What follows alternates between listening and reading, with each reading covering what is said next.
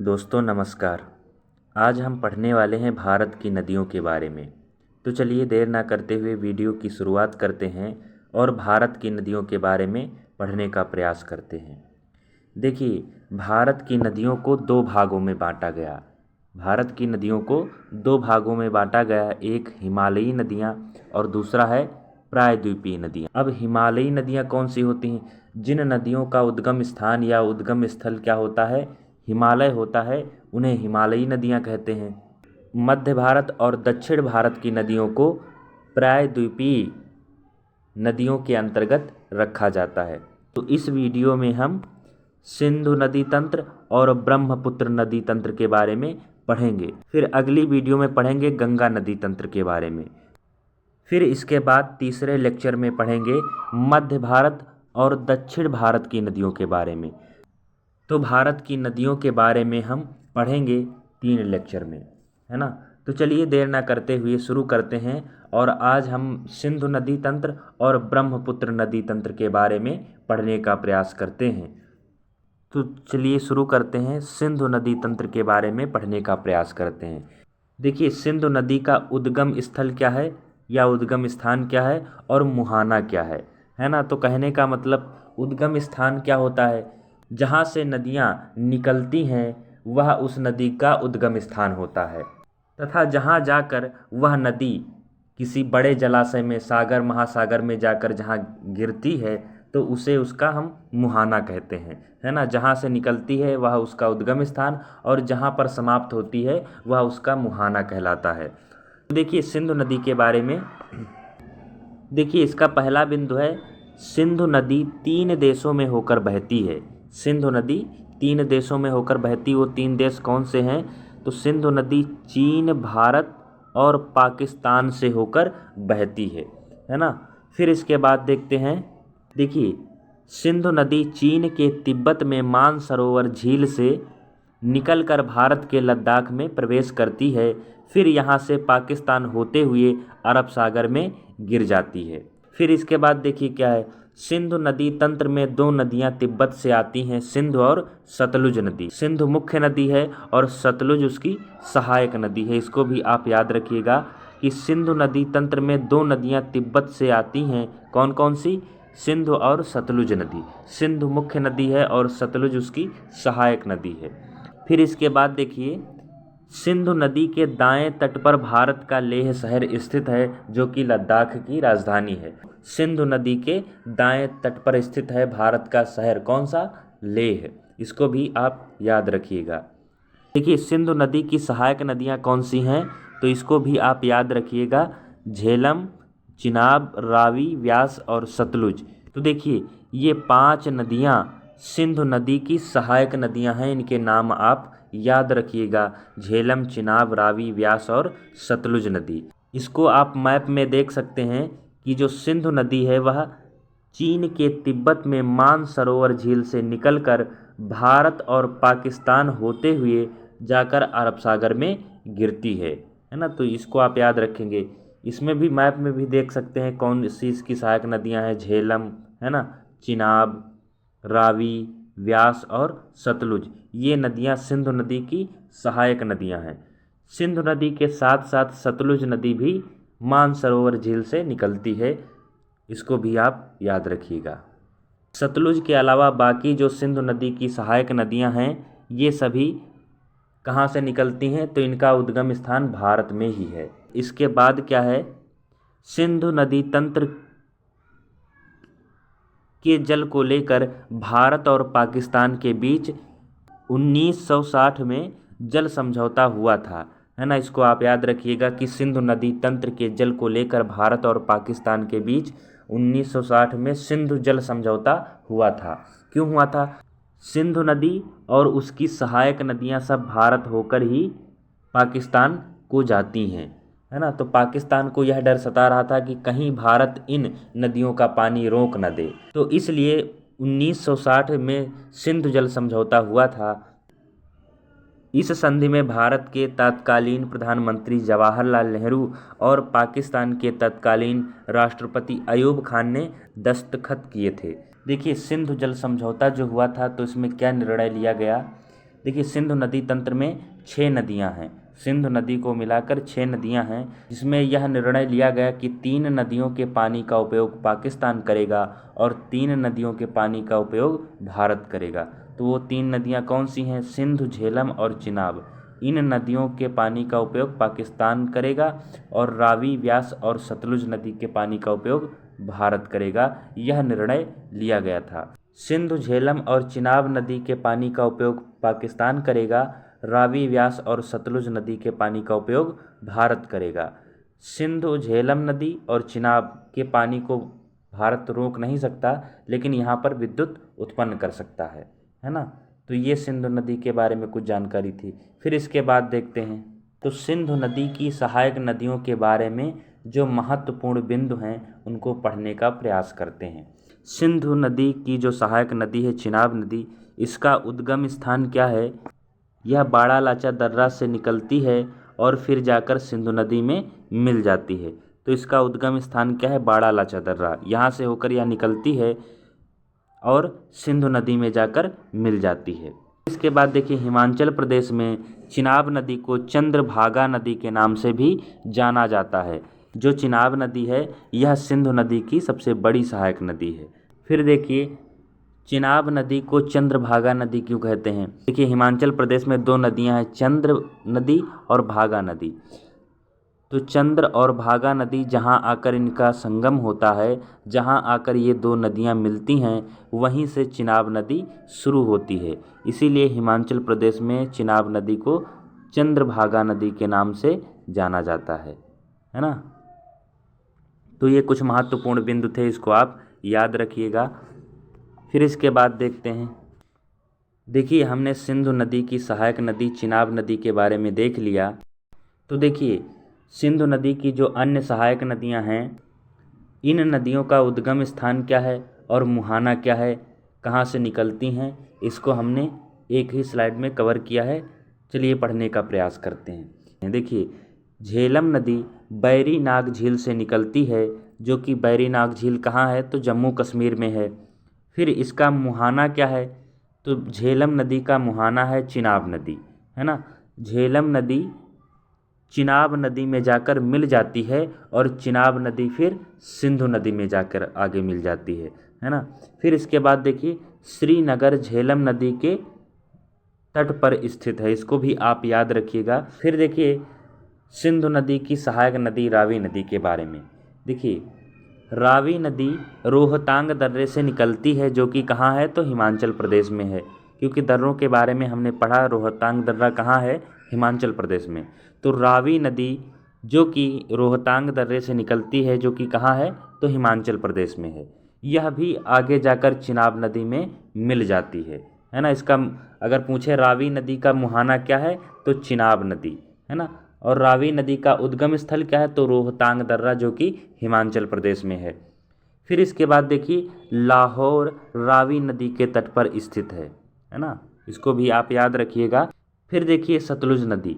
देखिए सतलुज नदी राकसताल मानसरोवर झील चीन के तिब्बत से होकर निकलती है, वही इसका उद्गम स्थान है ना। यह भी सतलुज नदी जाकर आगे चिनाब नदी में मिल जाती है और फिर चिनाब नदी सिंधु नदी में जाकर मिलती है। फिर देखिए भाखड़ा बांध सतलुज नदी पर बनाया गया है। बांध के बारे में हम एक वीडियो में इसके पहले पढ़ चुके हैं। फिर देखिए व्यास नदी के बारे में। देखिए व्यास नदी रोहतांग दर्रे से निकलती है, जो कि कहाँ है? तो हिमाचल प्रदेश में। तो व्यास नदी का उद्गम स्थान क्या है? रोहतांग दर्रा। इसका मुहाना क्या है? यह आगे जाकर सतलुज नदी में जाकर मिल जाती है। और सतलुज नदी किस में मिलती है? तो यह चिनाब नदी में और चिनाब नदी फिर आगे जाकर सिंधु नदी से मिल जाती है। तो ये हमने सिंधु नदी की सहायक नदियों के बारे में पढ़ने का प्रयास किया। इसको आप मैप में भी देख सकते हैं एक बार, जो कि सिंधु नदी कहाँ से निकलती है? मानसरोवर झील से निकलती है। फिर इसकी जो सहायक नदियाँ हैं इसको भी आप इसमें मैप में देख सकते हैं। तो देखिए इसके पहले हमने सिंधु नदी तंत्र के बारे में पढ़ने का प्रयास किया। अब पढ़ लेते हैं ब्रह्मपुत्र नदी तंत्र के बारे में। तो चलिए देखते हैं ब्रह्मपुत्र नदी तंत्र के बारे में पढ़ने का प्रयास करते हैं। ब्रह्मपुत्र नदी भी तिब्बत के मानसरोवर झील से निकलती है ना। इसको आप याद रखेंगे कि ब्रह्मपुत्र नदी भी कहाँ से निकलती है, तो यह भी मानसरोवर झील से निकलती है। यह भी 3 देशों में बहती है। वो 3 देश कौन कौन से हैं? चीन, भारत और बांग्लादेश, है ना। ब्रह्मपुत्र नदी किन 3 देशों में बहती है? तो चीन, भारत और बांग्लादेश में होकर बहती है। फिर देखिए ब्रह्मपुत्र नदी की कुल लंबाई कितनी है? तो ब्रह्मपुत्र नदी की कुल लंबाई कितनी है? तो इसकी कुल लंबाई है 2900 किलोमीटर, है ना। ब्रह्मपुत्र नदी की कुल लंबाई कितनी है? 2900 किलोमीटर। फिर इसके बाद देखिए भारत में ब्रह्मपुत्र नदी की लंबाई कितनी है? तो भारत में ब्रह्मपुत्र नदी की लंबाई है 916 किलोमीटर। इसको भी आप याद रखिएगा कि भारत में ब्रह्मपुत्र नदी की लंबाई कितनी है? तो 916 किलोमीटर। फिर इसके बाद ब्रह्मपुत्र भारत की सबसे चौड़ी नदी है। ब्रह्मपुत्र क्या है? ब्रह्मपुत्र भारत की सबसे चौड़ी नदी है। ब्रह्मपुत्र नदी के अन्य नाम क्या हैं? तो देखिए ब्रह्मपुत्र नदी को तिब्बत में किस नाम से जाना जाता है? ब्रह्मपुत्र नदी को तिब्बत में यारलुंग सांगपो नाम से जाना जाता है। अरुणाचल प्रदेश में ब्रह्मपुत्र नदी को दिहांग नाम से जाना जाता है। कि असम में ब्रह्मपुत्र नदी को ब्रह्मपुत्र नदी ही कहा जाता है और बांग्लादेश में ब्रह्मपुत्र नदी को जमुना के नाम से जाना जाता है। तो इसको भी आप याद रखिएगा कि ब्रह्मपुत्र नदी के अन्य नाम क्या हैं और कहाँ पर ब्रह्मपुत्र नदी को किस नाम से जाना जाता है। अब देखिए ब्रह्मपुत्र की जो सहायक नदियाँ हैं इनके बारे में भी हम पढ़ लेते हैं। तो हम यह भी जानते हैं कि ब्रह्मपुत्र की कौन सी सहायक नदियाँ दाईं ओर से आकर मिलती हैं और कौन सी ब्रह्मपुत्र की सहायक नदियाँ बाईं ओर से आकर मिलती हैं। तो देखिए ब्रह्मपुत्र नदी जो है वह मानसरोवर झील से निकलती है। सुबनसिर ब्रह्मपुत्र की सहायक नदी है जो कि दाईं ओर से आकर ब्रह्मपुत्र नदी में मिलती है। मानस यह भी दाईं ओर से आकर ब्रह्मपुत्र में मिलती है। इसके अलावा संकोच नदी और तिस्ता नदी चोलामू झील से निकलती है और फिर आकर ब्रह्मपुत्र नदी में मिल जाती है। तो ये ब्रह्मपुत्र की सहायक नदियाँ थीं जो दाईं ओर से आकर ब्रह्मपुत्र नदी में मिल जाती हैं। अब देखते हैं बाईं ओर से कौन सी नदियाँ आती हैं और ब्रह्मपुत्र नदी में मिल जाती। देखिए दिबांग नदी और लोहित नदी को खूनी नदी के नाम से भी जाना जाता है। फिर इसके बाद धनसिरी नदी और कोपिली नदी, तो ये बाईं ओर से आकर ब्रह्मपुत्र नदी में मिल जाती हैं। तो ये ब्रह्मपुत्र की कुछ महत्वपूर्ण जो सहायक नदियाँ थी जो अक्सर परीक्षा में पूछी जाती हैं, तो उसको हमने पढ़ने का प्रयास किया। अब देख लेते हैं सिंधु नदी तंत्र से और ब्रह्मपुत्र नदी से संबंधित कुछ महत्वपूर्ण प्रश्न हैं, उनको हम हल करने का प्रयास करते हैं। देखिए पहला प्रश्न है सिंधु नदी का उद्गम स्थल कौन सा है? ऑप्शन ए मानसरोवर झील, option B Rakastal, option C Baralacha दर्रा या ऑप्शन डी बेरीनाग झील। तो अभी हमने पढ़ा था कि सिंधु नदी का उद्गम स्थल क्या है या कौन सा है। तो सिंधु नदी का उद्गम स्थल मानसरोवर झील है जहाँ से होकर सिंधु नदी निकलती है। देखिए दूसरा प्रश्न है तिब्बत के मानसरोवर झील से कौन सी नदी निकलती है? ऑप्शन ए सिंधु नदी, ऑप्शन बी सतलुज नदी और ऑप्शन सी ब्रह्मपुत्र नदी और ऑप्शन डी इनमें से सभी। तो हमने अभी पढ़ा था कि सिंधु नदी और सतलुज नदी कहाँ से निकलती है? तो यह भी तिब्बत के मानसरोवर झील से निकलती हैं और ब्रह्मपुत्र नदी भी तिब्बत के मानसरोवर झील से निकलती हैं। तो इसका ऑप्शन कौन सा सही रहेगा? इसका ऑप्शन सही रहेगा डी, इनमें से सभी। देखिए अगला प्रश्न है सिंधु नदी जल समझौते के अनुसार कौन सी नदी पाकिस्तान द्वारा शासित नहीं है? अभी हमने पढ़ा था सिंधु नदी तंत्र में 6 नदियां हैं जिनमें से 3 पर पाकिस्तान का अधिकार है, 3 नदियों के पानी का उपयोग भारत करेगा। तो देखिए उसमें कौन कौन सी शामिल है जो पाकिस्तान के अंतर्गत आती हैं? तो उसमें शामिल है सिंधु नदी, चिनाब नदी और झेलम नदी। ऑप्शन बचा डी, तो ऑप्शन डी सही रहेगा जो कि पाकिस्तान द्वारा शासित नहीं है, यह भारत के अंतर्गत आती है। फिर इसके बाद देखते हैं सिंधु नदी की सबसे बड़ी सहायक नदी कौन सी है?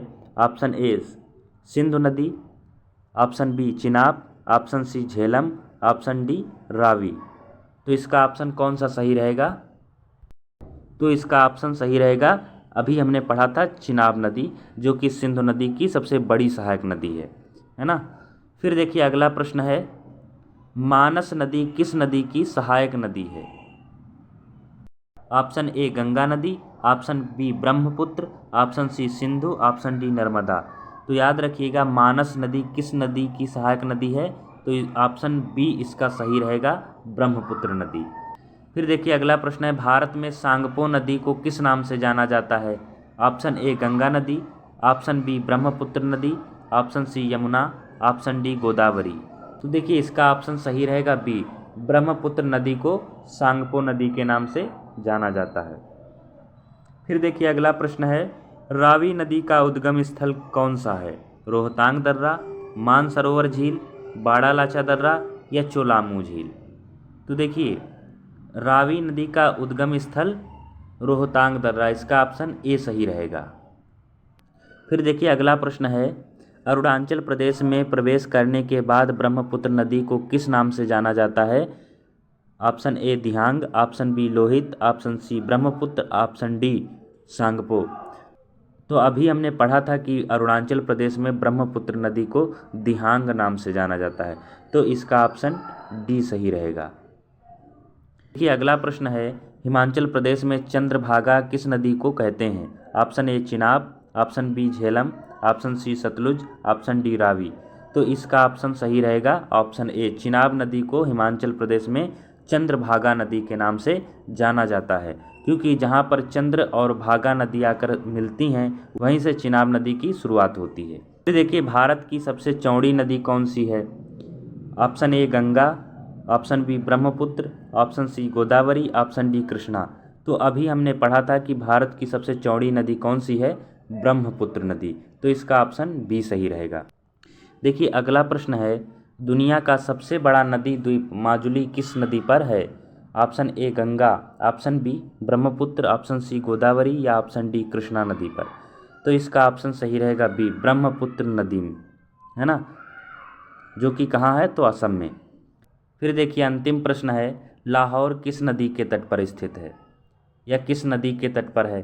तो देखिए ऑप्शन ए रावी नदी, या ऑप्शन बी व्यास नदी, ऑप्शन सी सतलुज नदी या फिर ऑप्शन डी चिनाब नदी। तो देखिए यदि इस प्रश्न का उत्तर आप लोगों को पता है तो हमें कमेंट करके बताना। तो दोस्तों आज हम इस वीडियो में भारत की नदियों में सिंधु नदी तंत्र और ब्रह्मपुत्र नदी तंत्र के बारे में पढ़ने का प्रयास किया। तो मैं उम्मीद करता हूं कि सिंधु नदी तंत्र और ब्रह्मपुत्र नदी तंत्र आपको समझ आया होगा। फिर मिलेंगे अगली वीडियो में। धन्यवाद।